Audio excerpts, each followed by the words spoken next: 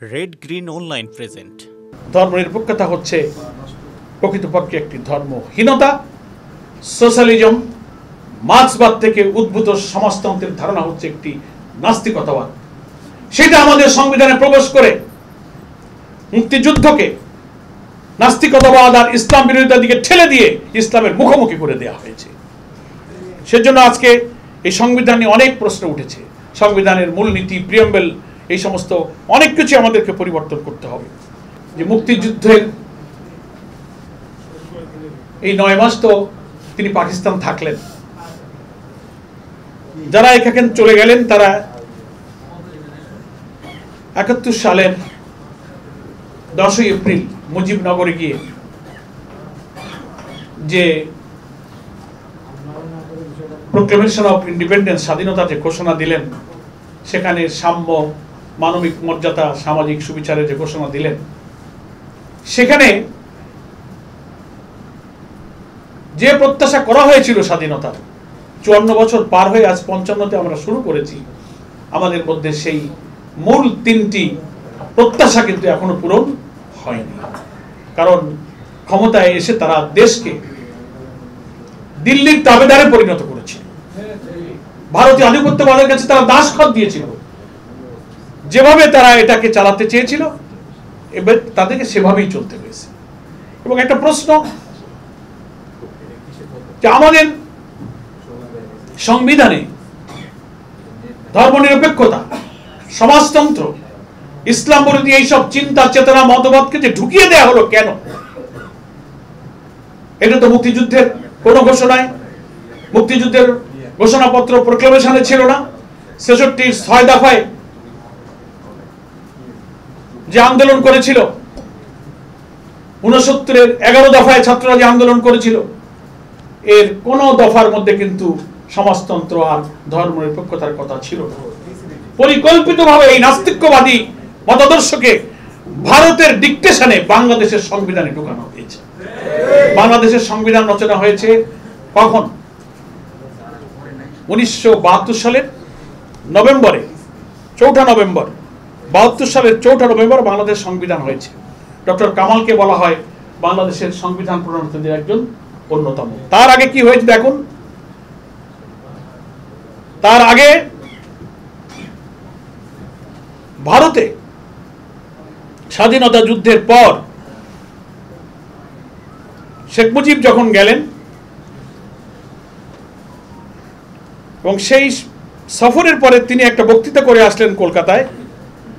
সেখানে তিনি একটা বক্তব্য দিয়েছিলেন, আমি সেই বক্তব্যটা হুবহু কোট করছি।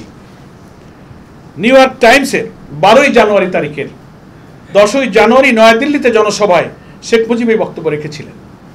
নিউ ইয়র্ক টাইমস বলছে, he said his country would be founded on the same principle as India, অর্থাৎ তার রাষ্ট্র প্রতিষ্ঠিত হবে ভারতের নীতিমালার ভিত্তিতেই, ইন্ডিয়ার নীতিমালার প্রিন্সিপালের ভিত্তিতেই শেখ মুজিবের রাষ্ট্র প্রতিষ্ঠিত হবে।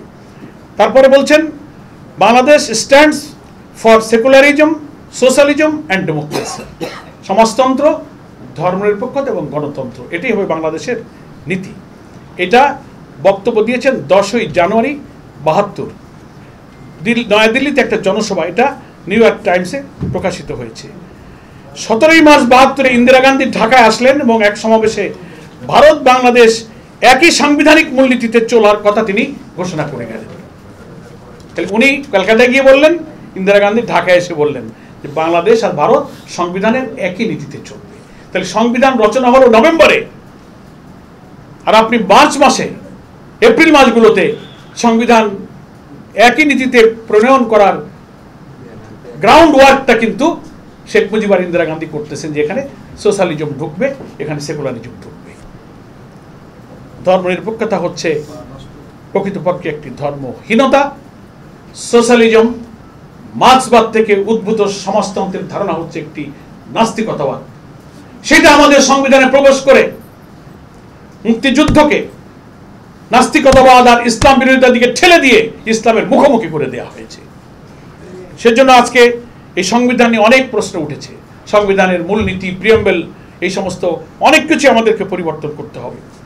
প্রিয় ভাইরা আমার, আমরা সেজন্য মনে করি যে আমাদের এই স্বাধীনতা যথার্থই মুক্তিযুদ্ধের সেক্টর কমান্ডার মেজর জলিল বই লিখেছেন এবং বক্তব্যে বলেছেন যে অরক্ষিত স্বাধীনতাই পরাধীনতা, একটা বই লিখেছেন উনি। তিনি একজন সেক্টর কমান্ডার ছিলেন এবং স্বাধীনতার পরে মেজর জলিলই ছিলেন প্রথম রাজবন্দী, তাকে গ্রেফতার করা হয়েছিল। কেন? স্বাধীনতার পরে ভারতীয় বাহিনীর লুটপাট, এদেশের শিল্প কল কারখানা থেকে যন্ত্রপাতি অর্থ সম্পদ লুট করে বর্ডার দিয়ে সব ইন্ডিয়া চলে যাচ্ছিল। ভারতীয় বাহিনীকে এখান থেকে ফেরত দিতে বলা হয়েছে, তাদের লুটপাটের প্রতিবাদ করা হয়েছে, শেখ মুজিব তাকে গ্রেফতার করেছে। তিনি বাংলাদেশের প্রথম রাজবন্দী, একজন মুক্তিযোদ্ধা। তিনি তো জামাত ইসলামী করতেন না, তিনি তো পরে জাসদের একজন প্রখ্যাত নেতা ছিলেন, সভাপতি ছিলেন, এবং তিনি বললেন যে স্বাধীনতা অরক্ষিত। মুক্তিযুদ্ধের আরেকজন সৈনিক বঙ্গবীর কাদের সিদ্দিকী নিয়ে অনেকে রাজনৈতিক কারণে নানান বিতর্ক তিনি করতে পারেন, সুযোগ আছে। বঙ্গবীর উপাধি তিনি পেয়েছেন, একজন মুক্তিযোদ্ধা ছিলেন। আপনারা কি জানেন এদেশের গণমাধ্যমের কাছে তো তিনি একবার বক্তৃতায় তিনি বলেছেন বাংলাদেশের উপরে ভারতীয় আধিপত্যের যে কালো থাবা, স্বাধীনতাকে মিসগাইড করে শোষণ জুলুম ভারতের বাজারে পরিণত করা হচ্ছিল, সেই সময় তিনি কিন্তু এক বক্তব্যে বলেছিলেন যে যদি স্বাধীনতার পরিণাম এই হবে, এটাই যদি স্বাধীনতা হবে, তাহলে এটা আগে বুঝতে পারলে আমি মুক্তিযুদ্ধে যেতাম না। বাংলাদেশের গণমাধ্যম সাক্ষী। ফলে মুক্তিযুদ্ধটা যারা করেছেন, এই চেতনার ফেরি যারা করে বেড়াচ্ছেন, আমি তাদেরকে বলবো যে আপনারা আপনাদের রাজনৈতিক স্বার্থে, ক্ষমতার স্বার্থে। এই বিশেষ প্রতিবেদনটি যদি আপনাদের ভালো লেগে থাকে অথবা উপকৃত হন, তাহলে অবশ্যই এই চ্যানেলটি সাবস্ক্রাইব করুন এবং লাইক, কমেন্ট ও শেয়ার করে রেড গ্রিন অনলাইনের সাথেই থাকুন। Thanks to everyone, red green online.